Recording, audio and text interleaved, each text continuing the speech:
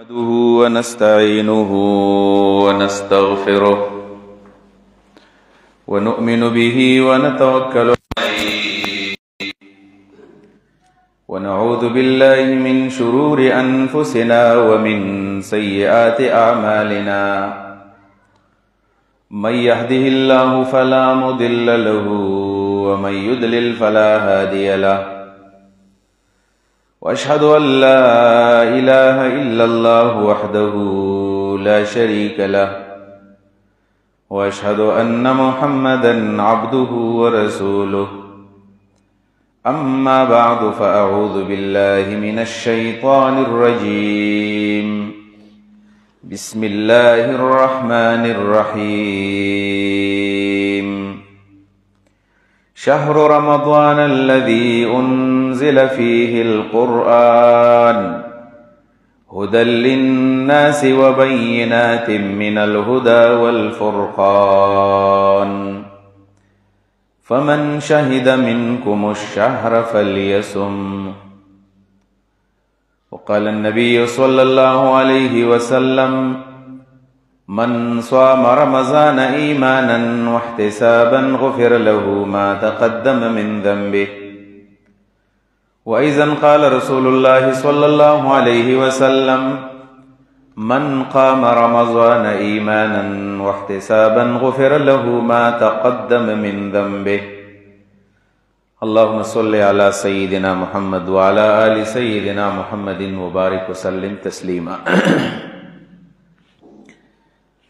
د شعبان د میاشتې 2 یا 3 ورځې دي او د هغې نه وروسته بیا د رمضان میاشت شروع کېدونکې ده د خوشقسمتۍ خبره ده چې الله رب العالمین زمونږ په ژوند کې بیا رمضان راوستو او الله نه به دعا کوو چې الله رب العالمین د رمضان مبارک د روزو په ښه طریقه باندې الله موږ توفیق راکړي او د هغې د استقبال کولو هم دی الله موږ له توفیق راکړي په دې وجه باندې خوشحالي ده چې صحابه کرام د شعبان په میاشت کې به چې کله وو نو دا دعا به کوله چې اللهم بلغنا رمضان الله رمضان ته موږ لږ ورسوه پاتې مکه ورته ځکه چې د رمضان دا میاشت دا د الله سره د تعلق د جوړولو یو بهترین وخت دی ټول کال انسان په بے فکرۍ کې په بے غورۍ کې په بغاوت کې دا تیر کړی وي ډېر اتار چړاو دغه په دې ژوند کې راغلی وي دا میاشت الله ولې داسې ورکړي چې بیا د دې عباداتو سره مخته شي بیا د نیکو سره عادت شي بیا دغه لاسونه او پښې او غوږونه او سترګې او ژبه دا ټول د عباداتو سره عادت شي نو که بیا د رمضان د میاشت تېرم شي نو بیا هم ډېر وخته پورې انسان بیا نیکي حقیقت هم دا دی چې د رمضان د میاشت دا د نیکو د نیک اعمالو یو سپرلی دی او موسم بهار دی او حسن اتفاق خدا دی چې داسم سپرلی دی د موسم په لحاظ باندې او ورسره بیا رمضان هم شروع شو نو دا د نیکو سپرلی دی نو دا 2 سپرلی الله زمونږ په دې ژوند کې راوستل په دې به د الله رب العالمین خصوصي شکر ادا کوو دا 1315 کاله وړاندې چې دا کمې روژې وې نو ډېرې زیاتې سختې به وې جون کې او جولای کې او په اګست کې او سپتمبر کې دا ګرانې ګرانې روژې وې او الله موږ د نیولو توفیق راکړو نو پاغي کې ودا فریاد من کوو چر بس روزي پکې نسو خدای چې د خوب نه بغیر هم نه کیږي او نه پکې تلاوت کیږي او نه پکې عبادت کیږي زکه د شپې کې تراوی کې نو بجلی نشته دی او د ورځې سړی تګي یو په دیو جوانه د دې میاشتې موږ ډېر ارمان کوو چې په دې جمی کې او سپرلی کې او په ښه موسم کې روزي رااله نو ان شاء الله چې په ښه طریقه به نشي الله رب العالمین هغه ارمان هم زمون پوره کو چې ډېر ښه موسم کې روزه رااله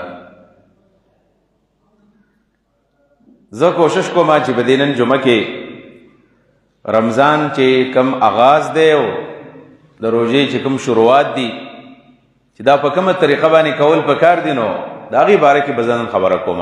نور انشاءالله تعالی ټوله میاشت رمضان او د روژې په مناسبت باندې کم احکام دي، کم مسائل دي، نو به انشاءالله وایو. تاسو هم چې د چا په ذهن کې سوال نو رالېږلی به شئ چې په هغې به سړی خبره هم کوي ورسره. د ټول اول نمبر خبره خو دا ده چې د الله شکر به ادا کوو نن چې الله موږ له بل رمضان په ژوند کې راولېږو او انشاءالله تعالی چې ژوندي نو دا روژې به نیسو. او ډېر غوره عبادت دی نو زمونږ په ژوند کې د غوره عبادت موقع راغلله.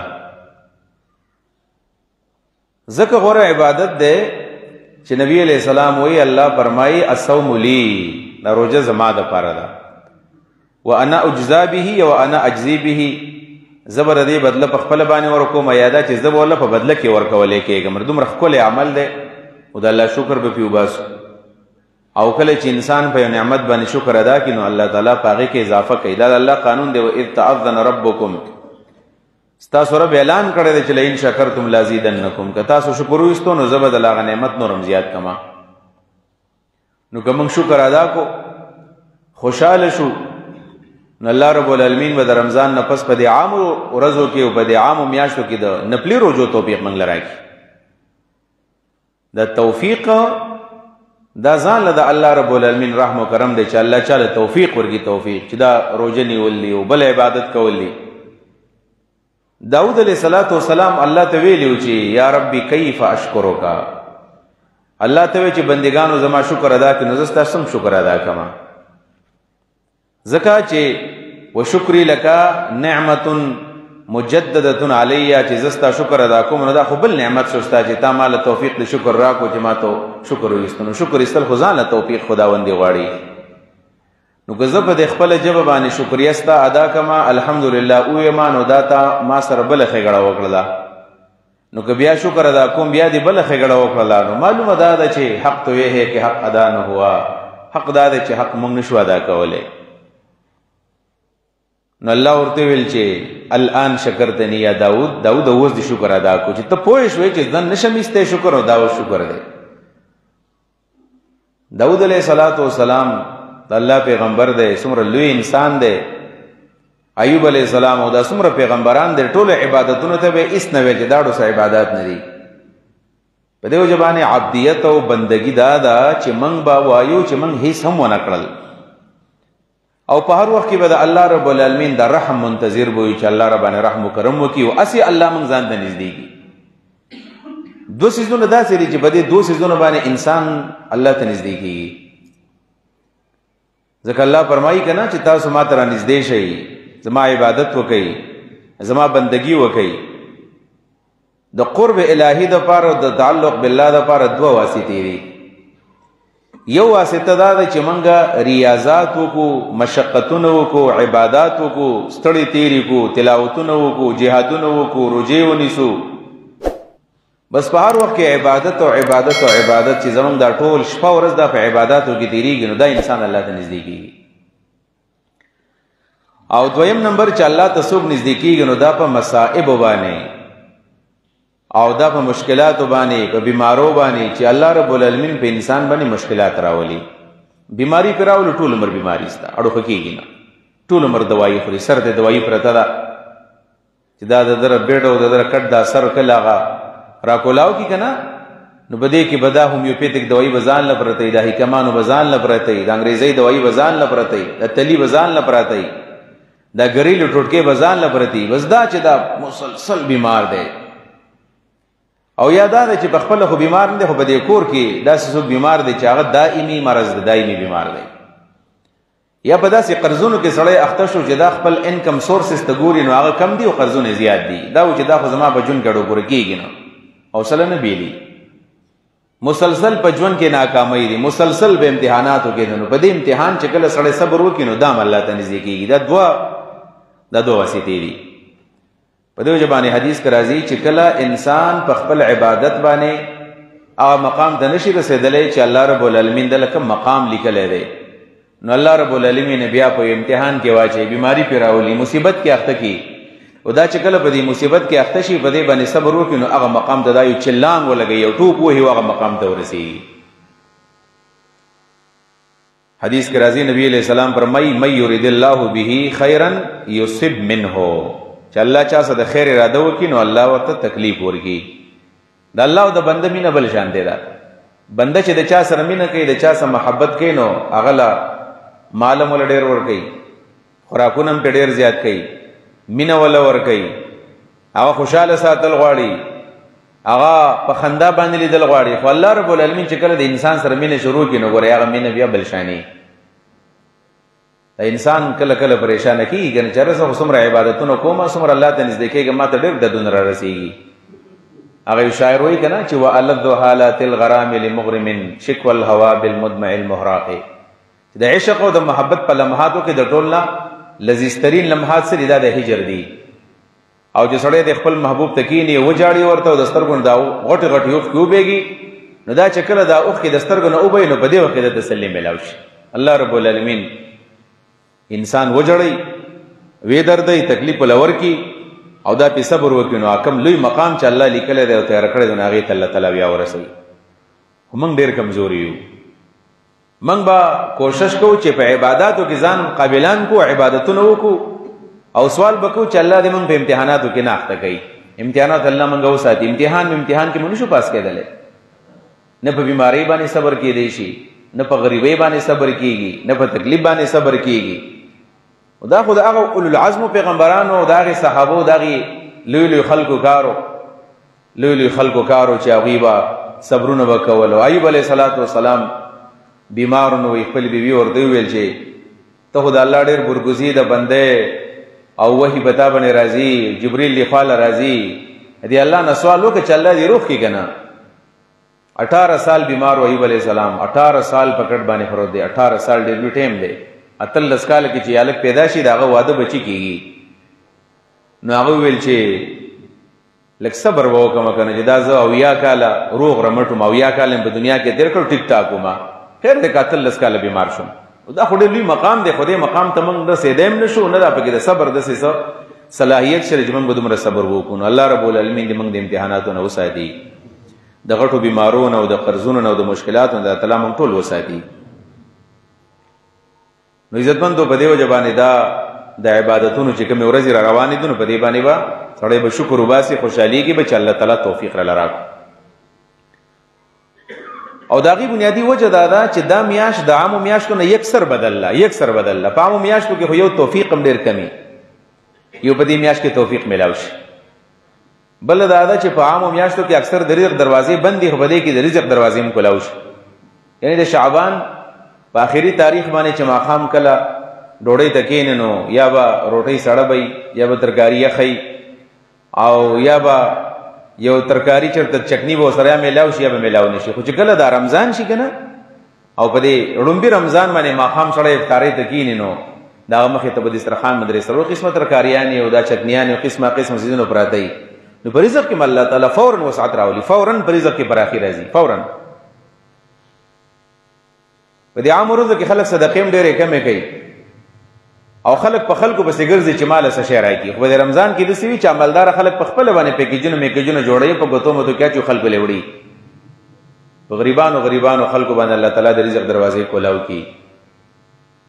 دویمه دا ده چې د شعبان د 30 تاریخه پورې او د 29 تاریخ پورې به ډېر ولی الله انسان به چې 15 وخته په جمع باندې منځ وکړي یا تلاوت وکړي، ډېر کم خلک وي. او چې رمضان کله میاشت راشي په یکم رمضان باندې په جماعتونو کې په کثیر تعداد باندې د کلي خلکو ته او د محلې خلکو ته توفیق میلاو شي، 15 وخته جمع راځي. جماعت لراشي ګوري باندې خلکو به قرآنونه کولاو کړي، ماحول بدلی، مکمل طور باندې بدلی. ماسخوتن چېرته په حساب باندې 100 لکان منزل راځي، په یکم رمضان باندې ماسخوتن 2-3 په خلک راغلي داسې نتا ته بخکاری چې دارې سه خوشحالي غونې رااله او ماحول بدل شو، رزق دروازې کولاو شي، د عبادت دروازې کولاو شي. په دې الله تعالی شکر ایستل غواړي چې الله ستا شکر دی چې تا موږ ته توفیق راکو چې موږ روزي بنیسو. الله دې موږ ته توفیق راکړي. دویم نمبر خبره دا د عزتمندو چې د رمضان سره متعلق خبره هغه روزه نیول دي نو عزم صمیم او عزم مصمم به کول غواړي چې دا روزي بنیسمه او دا روزه به په انداز باندې نیسمه. پلانینګ ولو کومنګا منګ عام تر باندې زمنګ د مسلمانانو د روزه پلانینګ دا وی نن زه راتلم په دې شهید چوک کې ډېر زیات رش و. نو ما ملګري ته وویل چې د جمعې ورځ ته ګوره دا رش هم په دې قطار کې ولاړ یو، په کار د جمعې په ورځ باندې رش نه وي په دې بازار کې. نو ملګری ما ته وویل چې اصل کې روژې ته چې دا 2-3 ورځې پاتې شي، ته ملګري په بازار کې رش ډېر زیات دي، خلک قسمه قسم سوداګانې کوي. نو دا د غرونو خلک راځي، د یو ځای بل ځای خلک راځي سوداګانې کوي. نو د روژې نه 2-3 ورځې مخکې بیا د اتوار په ورځ باندې او د جمعې په ورځ باندې هغه ګڼې کم چې د ګل په ورځ باندې یا د هفتې په ورځ باندې وي.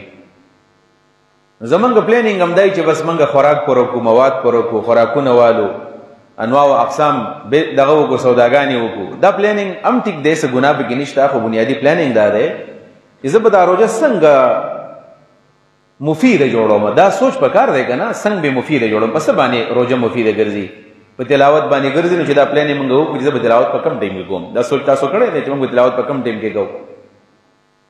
سار به مناسبي او کنه سار له خوب راځي، ماسپخین به مناسبي، ماسپخین په ډوډۍ کې نمازیګر به مناسبي، مازیګر د افطارۍ تیاری کوم، د شپې به مناسبي، پېشمني به مناسبي. نو داسې پلانینګ سړی وکړي چې راځو په دې پلانې ټایم باندې تلاوت کوم. دا چې موږ ته نن او د سبا نه پته وي دا پلانې ټایم زما د تلاوت دپاره شو. ما نه یو روژه کې چا تپوس وکړو چې یاره زموږ څه په دې سکولو غالبا یا کالج و، چا تپوس وکړو ټلیفون باندې چې زموږ سره یو ملګری دی و هغه روژه ده او بس دا په دې کالج کې یا په دې سکول کې بس قرآن یې کلاو کړی او تلاوتونه کوي او ناس یې او دا د ضحا او دا منځونه کوي او دا خو د کالج ټایم دی، دا خو موږ په حکومت باندې ورخرڅ کړی دی. نو دا کار ټیک دی او که دا غلط دی؟ نو ما ورته ویل دا خو عجیبه غوندې سوال دی وکړو، بالفرض که د ده په دې تلاوتونو باندې او د ده په دې عبادتونو باندې د ده ډیوټي خرابېږي او سبق قضا کوي، نو بیا خو ټیک د غلط کار کوي. خو هغه ویل چې په دې روژه کې زموږ کلاسونه هم ویل نه وي، خو دا ټایم خو موږ په حکومت خرڅ کړی دی که نه، مطلب دا چې اسې کې ناستل پکار دي. نو مېل څه به کې په کرسۍ باندې بسې ناسي، اسې به ورځې تېرۍ ده 4 غنټې 5 غنټې به ناستې. نو دا ټایم خو موږ خرڅ کړی دی، نو چې دا خرڅ کړی دی نو څه پکې کول پکار دي که نه. دا ټایم خو موږ اول په الله باندې ور خرڅ کړی دی، په ټایم باندې خو الله قسم کړی دی والعصر. نو سړی سکول ته تللی دی او کالج ته تللی دی او په هغه کې سټ کلاسونه نشته دی، ډیوټي نشته دی، نو بس په دې کې د تلاوتونه کوي، په دې کې د ذکر اذکار کوي، په دې کې د عبادتونه کوي. خو چې موږ دا پلانینګ وکړو د هغې سره سره دا رمضان د پاره داسې پلانینګ هم پکار دی چې یاره زه به تراویح په کوم جومات کې به کوم به که نه به کوم، دا نه کوم جومات له به ځم، کوم جومات کې به هغه امام ښایسته تراویح کړي چې ډېر وخت پې تېروي، مزیدار په خوند باندې دا تراویح کې چلته لاړ شم. دا سوچ مخکې نه پکار دی. زمونږ خو بدقسمتي دا وي چې د تراویح دا تذکره مونږ واورو نو بیا سوچ کوو چې په کوم جومات کې به زر زر کېږي چې زر زر تراویح وکړو او بیا خپل کارونه کوو. نو زر زر چې کوم امام تراویح کوي او په هغې کې سړی تسبیحات په سجده کې نشي پوره کولی، په رکوع کې نشي پوره کولی، اتحیات پسې نشي رسولی، دعا پکې نشي غوښتی، نو زما په خیال باندې داسې عالم به نه چې دا پتو به درکړي چې بیا هم په دې امام پسې لمونځ کوه، ټول به ته وجبري سړو کوم. تراویح چې دي نو دا خو د شپې عبادت دی، صلات اللیل دی. او نبی علیه صلات وسلام فرمایي صلات اللیل مثنا مثنا، 2 رکعات لمونځ دی. نو داسې نه دي ویلي چې د شپې مونځ دا دی چې په جومات کې وکړه، په جمع باندې وکړه. د شپې مونځ کوه بیا د جومات ته مه ځه، په کور کې ودرېږه، په دې مسله باندې کوه.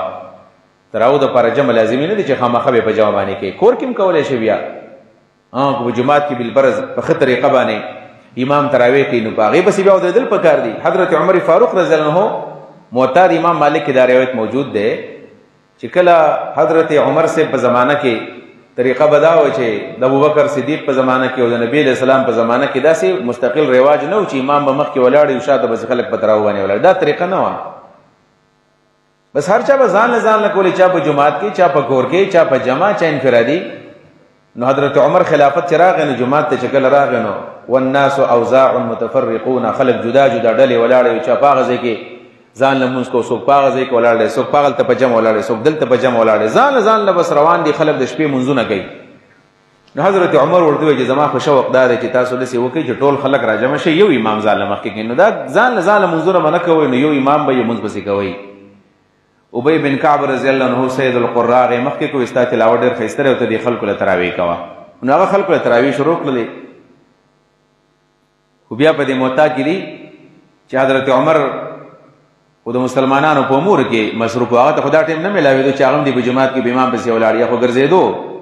نو هغه یو ورځ راغی او جمع ولاړه ده او شاته پسې خلک ولاړ دي. نو حضرت عمر فاروق سے خوشاله شو، نعمت البدعه هذه، ډېر ښه نوی کار دی بدعت.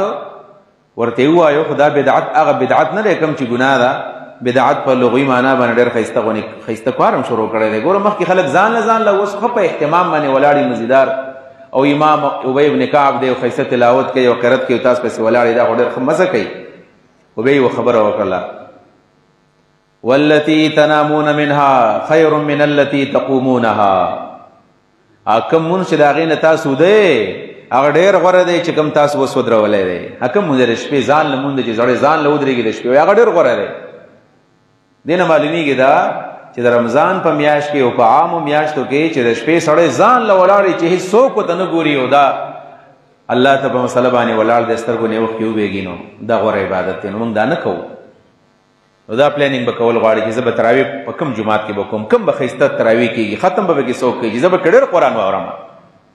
په دې طریقه باندې به موږ د رمضان استقبال وکړو. دریم نمبر په دې پلانینګ کې زموږ د ورځې تېرې شي او استقبال په دې طریقه باندې وکړو چې سړی نن ماښام کېني په خپل کور کې، خپله ښځه ځان سره کېني، بچي ځان سره کېني، که نه په خپله سړی په دې کلي کې اوسېږي.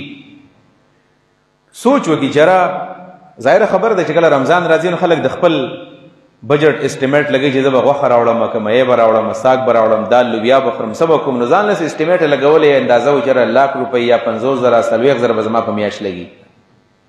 نو داسې سړی یو 20 منټه کینی او وایي چې یاره زما په دې ګاونډ کې دا پلانی چې دی نو د ده وس نه کېږي، زما په دې ګاونډ کې دا پلانی ډېر زیات غریب دی او د هغه به د غوښې وس نه کېږي، د پیکوړې وس به نه کېږي، د اچار او د شربت وس به نه کېږي. نو د هغه دپاره د تعاون پلانینګ وکړه چې د سره په کومه طریقه تعاون وکړم، په خپله وسه وکړم، په خپله نه شم نو بل چا نه ولوالم.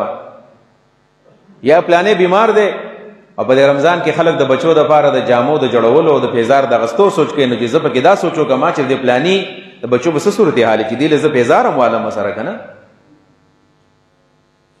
وروڼو ګورئ د خپل محلو باندې نظر واچوئ. ګورئ په دې محلو کې په دې کلو کې ډېر غریبان خلک دي او چې په کلي کې د غریبي نه ګورئ بل ځای کې خیرات نه کېږي. ښه انتقال و زکات ځان له مستقل مسله ده چې په کوم صورتونو کې سړی د کلي زکات بل ځای ته ورکولی شي.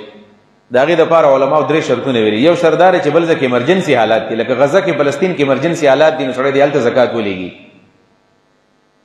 سیلاب راغلی دی، زلزله شوې ده، نو بیا به هله د یو کلي زکات په بل کلي کې لګي. دویم نمبر دا ده د یو کلي زکات چې په بل کلي باندې لګي نو هلته خپلوان دی، نو خپلوانو حق پتا باندې د عامو خلکو نه ډېر دی، ځکه هر غریب به د چا خپلي که نو هر یو سړی به د خپل غریب سره تعاون وکړي، نو په دې طریقه باندې بل کلي له زکات سړی ورکولی شي. او دریم نمبر دا دی چې خپل هم نه دی خو بل کلي کې مستحقین ډېر زیات دي، هلته ډېر مستحق دي، دلته کم مستحق دی، هلته ډېر مستحق دی، نو هغه له ورکړه. د دې نه علاوه د کلي زکات به سړی په کلي باندې تقسیموي. تؤخذ من الاغنیاء فترد علی الفقراء. د مالدار د کلي د مالدار نو مال اخیستی کېږي او د کلي په غریبانو باندې به تقسیمیږي. نو دا سوچ موږ وکړو چې یاره په دې محله کې چا وس نه کېږي چې د هغوی دپاره موږ تنظام وکړو. یاره په دې طریقه چې تاسو پلانینګ وکړئ او دا روژه تاسو شروع کړئ نو بیا به د دې روژې خوند وینئ چې څومره مزه کوي. دې روژه کې څومره مزه ده. زموږ اکثر د کلي غریب سره تعلق ښه نه وي، ورانه مسرئ او دا دغه شان ذلیل ښه دی او ده ته ما په فلاني وخت کې د کار ویلي او دا کار یې نو کړی را سره، مکه چې دا خو سب پته ولګي اوس را باندې نمبر راغلی دی. نه جي نه، دا کم غریب چې ستا یې ډېر توهین کړی دی او دا کم غریب چې ستا یې خیال نه دی ساتلی، ته هغه سره ډېر تعاون وکړه چې د خپل نفس باندې خپه کېدی. دا خو په نفس باندې د خپې د ښودلو دپاره الله دا میاشت رالیږل ده. رمضان میاشت بنیادي طور باندې په نفس باندې د خپې د ښودلو دپاره ده چې بله میاشت موږ ته نه میلاویږي. دا میاشت داسې ده چې په دې کې الله رب العالمین انسان لدا توفیق ورکړي چې خپل نفس کنټرول کې راولي، نفس په ضبط کې راولي. روژه ضبط النفس ته وایي که نه، دا رمضان د میاشت ده.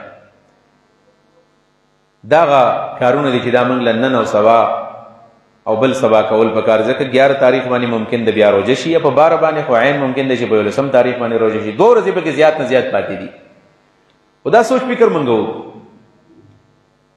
دریم نمبر عزتمندو، روژې سره بنیادي ضروري مسله دا ده چې کله د رمضان دا میاشت رانږدې شي او بیا زمونږ په دې پاکستان کې خو دا ډېر لوی بدقسمتي ده. نور ملکونو خو موږ خبر هم نه یو، خو اندازه داسې لګي چې په نور ملکونو کې دا مسلې نشته. زمونږ په دې وطن کې دا مسلې وي چې کله روژه راشي نو دا روژه الله رب العالمین د رحمت میاشت را لېږلې ده، د پاکستان د خلکو دپاره د زحمت میاشت وګرځي. هغه دا ده چې پاکستان نیم پاکستان یو ورځ روژه او نیم پاکستان په بل ورځ باندې بیا روژه، نیم پاکستان په یو ورځ روژه او نیم پاکستان په بل ورځ باندې روژه. خاص کر د پښتانه اکثر د خلکو نه جدایي، زمونږ پښتانه یا قبایل هغه یو ورځ مخکې روژه او د کراچۍ او د پنجاب خلکو یا زمونږ د ملاکنډ ډیویژن خلک دا په دویمه ورځ باندې روژه. نو دا اختلاف موږ شروع کړو. نو بس ټول کال زمونږ دا مسله هېرې خو چې کله دا د روژې د میاشت راشي نو څوک وزیر سعودي څه نیسمه، څوک وزیر افغانستان څه نیسم، هلته اسلامي حکومت دی، او څوک سعودي څه ځکه نیسم چې دین خدا غځای نه راغلی دی، او څوک یې موږ د پاکستان د مرکزي رویت هلال کمیټۍ سره نیسو ځکه دا زموږ کمیټۍ ده. د اختلافات شروع شي او روژه ختمه شي او د دې بحث نه څوک اړوزګار نه شي. په دې باره کې شریعت موږ ته څه وایي؟ نه د سعودي څه نیسو، نه د پاکستان څه نیسو، نه د افغانستان څه نیسو، شریعت مطابق به نیسو. شریعت څه وایي؟ شریعت دا وایي چې صوموا لرؤیته او وافطروا لرؤیته، یا بل حدیث کې داسې راغلی صوموا لرؤیتکم وافطروا لرؤیتکم، چې میاشت مولیدله روژه ونیسئ او چې میاشت مولیدله نو بیا تاسو اختر وکړئ. د روژې او د اختر تعلق د میاشت او د سپوږمۍ سره دی. زمونږ خپل اعتماد د پاکستان پر رویت هلال کمیټۍ باندې دی او د ملاکنډ ډیویژن خلک د پخوا راسې هغوی د پاکستان د مرکزي رویت هلال کمیټۍ سره روژه نیسي او اختر هم ورسره کوي. د ټیک کار کېږي، دا ټیک کار دی. د هغې وجه دا ده چې زمونږ په دې وطن کې ټولې مسلې اختلافي دي. یعنې که دا د مونځ طریقې دي دا اختلافي دي، که دا د اودس طریقې دي دا اختلافي دي، د حج طریقې اختلافي دي. یعنی څومره چې زمونږ مسائل دي نو دا اختلافي دي. واحد په پاکستان کې یو مسله ده چې دا اتفاقي ده، رویت هلال کمیټۍ ده. دا اتفاقي ده چې په دې کې د پاکستان د ټولو مسلکونو خلک د هغې نمایندګي په دې کې موجود ده. که دا دیوبندي علما دي، که دا اهل حدیث علما دي، که دا بریلي علما دي او که دا نور علما دي، نو په دې کې کم از کم متفق دي چې رویت هلال کمیټۍ ده او د هغې یو چیرمین دی او هغه به فیصله کوي او هغه باقاعده د خلکو نه شهادتونه اخلي. دغه طریقه د دې موږ ذموار یو چې حکومت موږ له انتظام کړی دی چې کله ویل روژه ده موږ روژه نیسو او چې کله ویل بوزه ده موږ بیا بوزه کېږو. د چارسدې او مردان او دې علاقو کې به د اوسه پورې دا مسله وکنه چې دلته به یو ورځ مسجد قاسم علي خان کې به اعلان وشو او مفتي صاحب به را خلک راغونډ کړی و او ویل کېنه یو زه ګواهي عالمان. مفتي صاحب صدا اختیار چېرته و؟ دا ولې چا ورکړی و؟ دا ول نه شریعت ورکړی دی، نه ول قرآن ورکړی دی، نه ول حدیث ورکړی دی. اختیار ول چا ورکړی دی؟ وایي دا پخوا راسې دي نیکونه او دا خلک په دې جومات کې کېناستل. نو پخوا راسې خو دا خو دلیل نه دی. نو بس قاسم علي خان جومات به اعلان وکړو نو دا د پېښور او چارسدې مردان خلک به روژه و او موږ ټول پاکستان به بوزو. او په هغه باندې چې موږ کله سوچ وکړو نو دغه مسله د مسلک او د فرقې شکار وه، دا د فرقه پرستۍ شکار مسله وه. ځکه چې هغه مرکزي رویت هلال کمیټۍ والا سړی بریلی و او دا سړی خو دیوبندی و، نو دا یو فرقه پرستي هم په دې کې وه. په دې خبر الحمدلله موږ ځان پوهه کړی دی چې کله مولانا عبدالخبیر صاحب راغی نو هغه اوس په خپله دیوبندي دی اوس، نو اوس هغه زموږ پېښور او پاکستان یو شو. دا هم ښه خبره ده، دا هم ښه خبره ده چې یو شول نو ډېره ښه ده. او دا د فرقه پرستۍ په بنیاد باندې د مسلک پرستۍ په بنیاد باندې دا مسلې ډېرې زیاتې وې. الحمدلله اوس کار څه وشول خو اوس دومره مسله جوړه شوله چې اوس اتفاق راغی. په کار هم دا ده چې موږ د اختلاف نه مزید ځان وساتو. الله دې دې څه ښه وکړي چې دا یو شول. دا ښه خبره ده، په دې خوشحالي په کار ده. د ضد او د عناد د تعصب خبر هم نه ده. لہذا چې موږ په دې مسلو کې د جګړو اترو نه ځان وساتو، د اختلاف نه ځان وساتو، چې موږ ته یو فورم میلاو شو نو په کار دی چې موږ په دغه تاریخ باندې موږ روژه ونیسو. او د دې سره سره چې موږ په دې میاشت کې د اختلاف د ځان ساتلو سره سره موږ په دې خپل نظر کې لږ وسعت پیدا کړو، وسعت نظري په دې خپل نظر کې پیدا کړو، وسعت قلبي په دې خپل نظر کې پیدا کړو، زړه موږ پراخ کړو، نظر موږ پراخ کړو. دې دپاره چې دا روژې موږ نیسو نو چې په دې باندې موږ الله ته ځان ورنږدې کړو. هسې نه دغه حدیث په شانې موږ وګرځو چې حدیث کې راځي چې رسول الله مبارک صلی الله علیه وسلم وخته د منبر ته یو پړوي ته وخته امین وایو، بلې ته وخته امین وایو، بلې ته وخته امین وایو.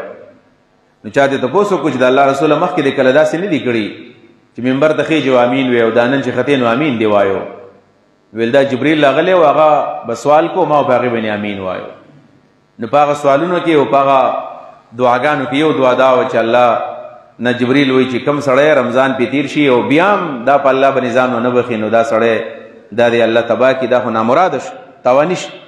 نبی علیہ السلام په امین وایو اسنه چې د هغه حدیث په ضد کې موږ راشو چې ټول رمضان تیر شي او دغه جګړو مګړو کې موږ دا ټیم تیر کو بس دا د رمضان د میاش یا په دې کې تیریږي چې تراویح اتر رکعات لري کشل رکعات لري په دې کې د میاش تیر شي او یا په دې کې تیر شي چې ستارو جو ټیک دو زمارو جو ټیک دا د چا په ویل باندې چارو جن ټیکيږي او نه پچا باندې خرابيږي چې موږ د میاش مستقل عبادتونه ته دا موږ وباسو ځکه حدیث مبارک ته چې نبی علیہ الصلوۃ والسلام فرمایي چې للصائم دعوه مستجابه عند فطره روزدار د پاره د افطار په ټیم کې یو دعا قبليږي دا موږ ډېرې دعاګانې کوو کنه ټول عمر دعاګانې کومږي نه قبليږي نبی علیہ السلام فرمایي د روزدار د پاره د افطارې په ټیم کې یو دعا خو کم از کم قبليږي دعوه مستجابه دعوه یو ده یو دعا خو قبليږي نو که زمونږ څومره مطالبه وي د الله نه د چا کور نشته د چا واده نشته دی په چا باندې قرض دی څوک بیمار دی د چا نورې مسلې دي چې دا موږ د سوالات ځان ته رسي لیسټډ کو وایي په دې پلانې روژه باندې به دا سوال د الله نه کوم په دې بله روژه باندې به دا سوال کوم په دې بله باندې به دا کوم په دې بله به دا کوم دا روژه د دې لپاره راغله او اوس خو موسم بدل دی شاید خوب پکې چاره ډېر نه ورځي نور خو ګورې دا اوړي دا روژې ټیک د موږ ونیولې او موږ دا په خوب کې تېرې کړي دي ګورې دا تی ملګری د اسین به دا سړک به د لکانو نه که نه هغه یو کس ویل چېرته اوړی و نو په اوړي کې روژې راغلې وې ډېرې سختې وې نو دوی وې چې دا روژې خو بیا په اوړي کې راغلې او بلې چې موږ د دې نه سختې خوړلې دي سختې هم دې خوړلې دي نو خوړل خو آسان کار دی او یا دا چې سړی په خوب کې تېری او یا په لډوانو کې په تاشونو کې ډېر خلک داسې دی چې د هغه رمضان په لډو کې په تاش کې په دې څیزونو کې تېرېږي او نن سبا بس آخره خبره کوم بیا ټیم ختم دی نوجوانانو تاسو ته خاص کر وایم چې دا لډوان او تاشونو دور دا زمونږ د ځوانۍ په دور کې دا شی و اوس نوي نت نوي طریقې راغلي دي آنلاین ګیمونه کېږي پبجي ګیمونه دي او بل ګیم دی او بل ګیم دی او د پیسو هم خلکو ځان پسې خلاص کو او وختونه هم د خلکو برباد شو او د هغې سره سره دا ده چې دا خو چونکې آنلاین سیسټم دی نو په دې باندې الکان جنکۍ پکې یو ګیم لراشي نو په هغې کې ناجایز تعلقات جوړ شي او تاسو پکې وکتل بیا چې هغه تېر کال بل کال پکې په دې پبجي ګیم کې هلک او جنۍ تعلق جوړ کړی او بیا هغه جنۍ د کور نه وتښتېدله او دومره ماشوم و چې هغه بلوغ ته هم نه ورسېدلی مطلب په دې خبرو اړو کویدن او هغه هم د کور نه تللی وایسته او په هلک پسې تښتېدلی و بیا هره دې پبجي ګیمونو برکات دي بل اوس خبر شومه چې د آنلاین بزنسونه ډېر زیات دي نو هغه پایکو والا دي وایي هغوی هغه څه لرګي راواغېستل او لوښي لرګي راواغېستل او وتښتېدلي ستو پیسې د خلکو نه ووایلې دا به ډېر غټه مسله به موږ به دا تپوسونه ډېر کېدل چې یاره دا پایکو جایز او که ناجایز دی موږ به چاله به دې کې ځکه جواب نه ورکړو چې موږ پرې نه پوهېدو نو ځکه چې یو کس به راغی یو شان خبره به کوله بل شان خبره کوله بل شان بیانوله بس لکه د میلې د ټګانو په شانې به یو غوا به و په لس کسانو به په نوي ریټ باندې خرڅه کړی و چې دا ستا په دې شوله او ستا په دې شوله داسې دا آنلاین چې کوم روزګارونه دي هغه هم په دغه طریقه باندې یو ته یو شان خبره کوي بل ته بل شان خبره کوي بل ته بل شان خبره کوي نو هغه لاړو د خلکو نه پیسې والې داسې نه چې موږ مال که زموږ لوټ شي خو خیر دی نه ده پکار بس نه زموږ دین زموږ نه لاړ شي زموږ ایمان لاړ شي زموږ نه حیا غیرت لاړ شي زموږ د عباداتو نه خونه چې دا به لوی نقصان او تاوان وي الله رب العالمین موږ له د روزو د نیولو توفیق راکړي او د ښو روزو د نیولو توفیق دې راکړي او الله رب العالمین دعا وکړو چې کوم ملګري پروس کال زموږ سره په دې رمضان کې په دې ورځو کې ژوندي او نشته الله تعالی دې هغوی هم په خپل رحمت کې پټ کړي او الله دې د هغوی مغفرت نصیب کړي او موږ ټول الله تعالی د بهترین طریقې د روزې نیولو توفیق راکړي واخر دعوانا ان الحمد لله رب العالمین